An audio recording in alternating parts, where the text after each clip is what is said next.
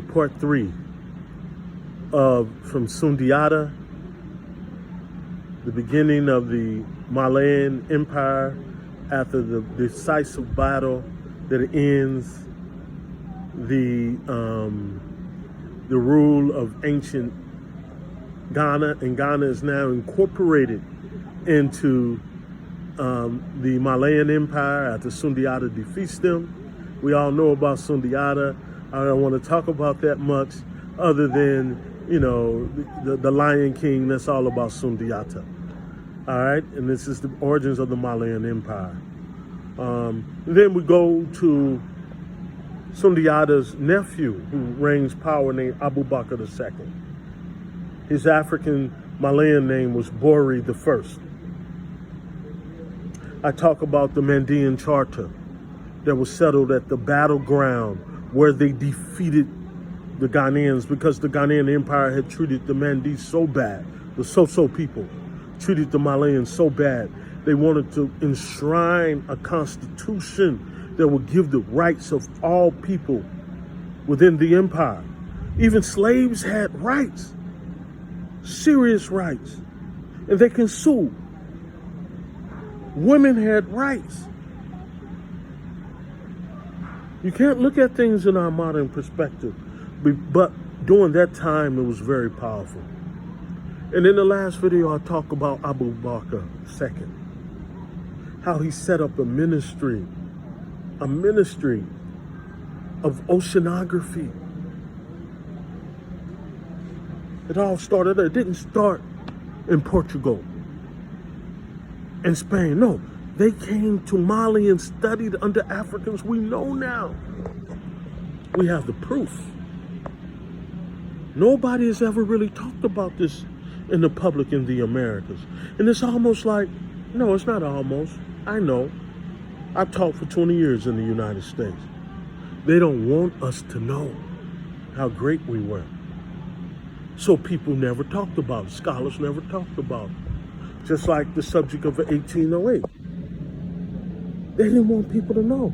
The most black people came into the United States between 1808 and the American Civil War. Millions of black people.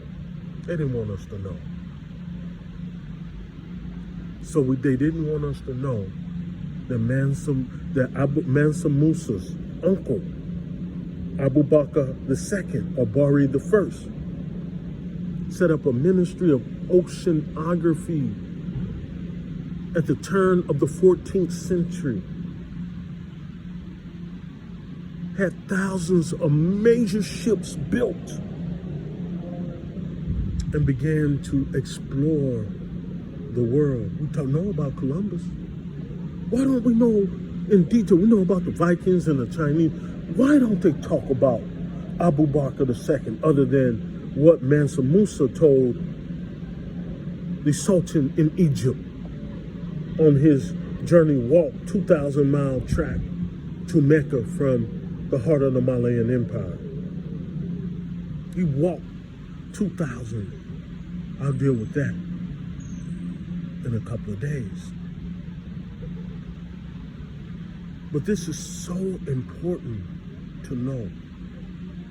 We must know what happened. We must understand this history. We must understand it. We must understand this history. Back to what I said at the end of part 2. There's a book called Delaware's Forgotten Folk, the Moors and Natiko. It was written by a University of Delaware anthropologist in the 1960s, I believe. And it has pictures, and he deals with the history of this shipwreck that happened in the 16th century of black men, and how they set up a colony in the ocean coastal zone. He called them Moors. I'm now starting to believe that these were people of the Songhai Empire. These were Songaians. Because I figured this out after a conversation with Kamjiverse. Not only were they Songhai, because we know that Columbus said that he saw black men leaving the Americas going against the ocean currents. This is what Dr. Clark is regurgitating after reading the diaries of Columbus. Van Sertima talks about this. These were of the Songhai Empire. So what Abu Bakr II had set up this ministry within his government of oceanography and studying the ocean and maritime trade and navigation. This was done in the Malayan Empire. It makes sense. Columbus verifies it. Delaware's forgotten folk, the Moors and the Natico people of Delaware.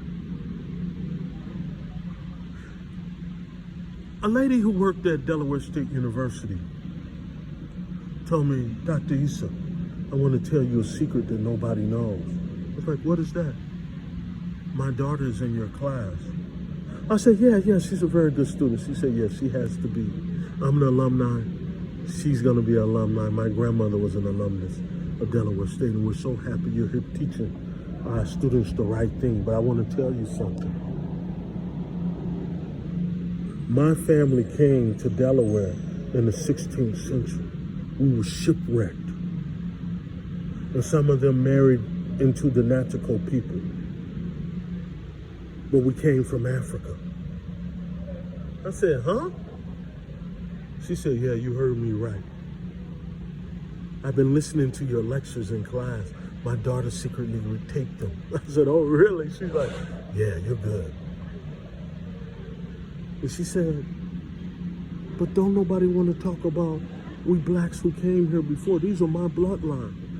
And she told me, and I went to the University of Delaware and I found the book. And then months later, I'm at a Delaware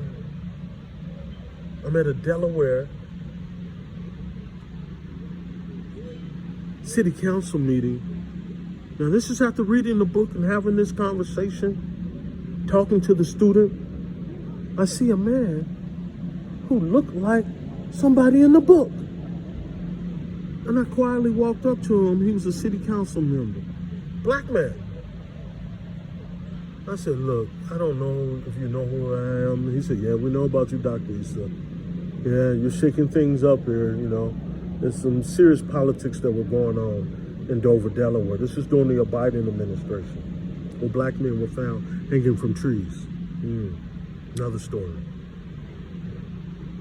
And he said, I said, but you look like those people who came here in the 16th century. I didn't know that they were from the ancient kingdom of Songhai at the time. He grabbed my hand and he said, come here, please. I'm a prominent politician. I don't want people to know I have a Muslim background. He was a Republican in Delaware, very conservatives. Dover, Delaware, the capital. And he didn't want his colleagues to know that he had a Muslim background. I said, so you are related to those Africans who shipwrecked? He said, yes. He had a white wife too. He said, yes. But please, let that be our secret. It was called Serious Problems. I never talked about it. It's been over. This is around 2011, 12, something like that. Almost 15 years now. That I'm not going to give you his name. If you want his name, you have to make a donation, a Cash App donation, and join my group on WhatsApp. And I will give you some serious, real information on this subject.